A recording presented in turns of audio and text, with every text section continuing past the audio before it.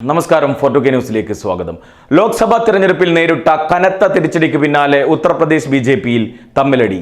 പടിഞ്ഞാറൻ ഉത്തർപ്രദേശിൽ പാർട്ടിക്ക് നേരിട്ട പരാജയത്തിൽ മുതിർന്ന നേതാക്കളായ സഞ്ജീവ് ബല്യാനും സംഗീത് സോമും തമ്മിലുള്ള പോര് പരസ്യമായിരിക്കുകയാണ്.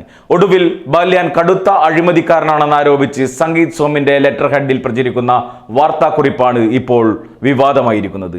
പടിഞ്ഞാറൻ ഉത്തർപ്രദേശിലെ ഷഹ്രാൻപൂർ, കൈരാന, സംബാൽ, മൊറാദാബാദ്, മുസഫർനഗർ, നാഗിന അടക്കമുള്ള സീറ്റുകളിൽ ബിജെപി പരാജയപ്പെട്ടതോടെയാണ് നേതാക്കൾ തമ്മിൽ ആരോപണ പ്രത്യാരോപണങ്ങൾ കടുപ്പിച്ചത്.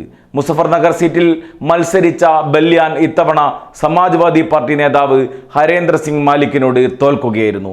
മണ്ഡലത്തിൽ നിന്നും 2 തവണ ലോക്സഭയിലെത്തിയ ജാട്ട് നേതാവായ ബല്യാൻ രണ്ടാം നരേന്ദ്രമോദി സർക്കാരിൽ മന്ത്രിയായിരുന്നു. സമാജ്വാദി പാർട്ടിക്ക് വേണ്ടി പരസ്യമായി പ്രചരണം നടത്തിയ നേതാക്കൾക്കെതിരെ ബിജെപി നടപടിയെടുക്കുമെന്ന് താൻ പ്രതീക്ഷിച്ചിരുന്നുവെന്ന് നേരത്തെ മാധ്യമങ്ങളുടെ ചോദ്യങ്ങൾക്ക് ബല്യാൻ പ്രതികരിച്ചിരുന്നു. പേര് പരാമർശിക്കാതെയായിരുന്നു വിമർശനമെങ്കിലും രജ്പുത് നേതാവ് കൂടിയായ സംഗീത് സോം ഉന്നം മനസ്സിലാക്കി തിരിച്ചടിക്കുകയാണുണ്ടായത്.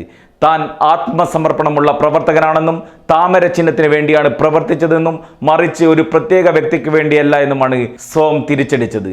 സർദാന സീറ്റിൽ വിജയിക്കുകയെന്ന ചുമതലയാണ് പാർട്ടി തന്നെ ഏൽപ്പിച്ചത്. പ്രതികൂല സാഹചര്യത്തിലും ബിജെപി മണ്ഡലത്തിൽ വിജയിച്ചു. ബല്യാൻ സ്വന്തം മണ്ഡലത്തിൽ തോറ്റതിന്റെ കാരണം പരിശോധിക്കണമെന്നും സംഗീത് സോം കുറ്റപ്പെടുത്തിയിരുന്നു. വിവാദം നിലനിൽക്കെയാണ് സോമിന്റെ ലെറ്റർ ഹെഡോടുകൂടിയ വാർത്താക്കുറിപ്പ് പ്രചരിച്ചു തുടങ്ങിയത്. ബല്യാനെതിരെ കടുത്ത അഴിമതി ആരോപണം ഉയർത്തുന്നതാണ് വാർത്താക്കുറിപ്പ്.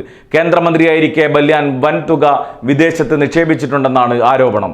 സഞ്ജീൻ ഷെഖരാവത്തിന്റെ സഹായത്തോടെ ഓസ്ട്രേലിയയിൽ ഭൂമി വാങ്ങിയതിനെക്കുറിച്ചും കുറിപ്പിൽ പരാമർശിക്കുന്നുണ്ട്.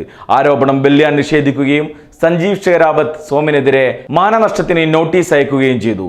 താൻ ബല്യാനുമായി യാതൊരു ഇടപാടും നടത്തിയിട്ടില്ല, തന്റെ പ്രതിച്ഛായ നശിപ്പിക്കാൻ വേണ്ടിയാണ് ഇത്തരം ബാലിശമായ ആരോപണങ്ങൾ ഉയർത്തുന്നതെന്നും ഷെഖരാവത്ത് നോട്ടീസിൽ ചൂണ്ടിക്കാണിച്ചിരുന്നു.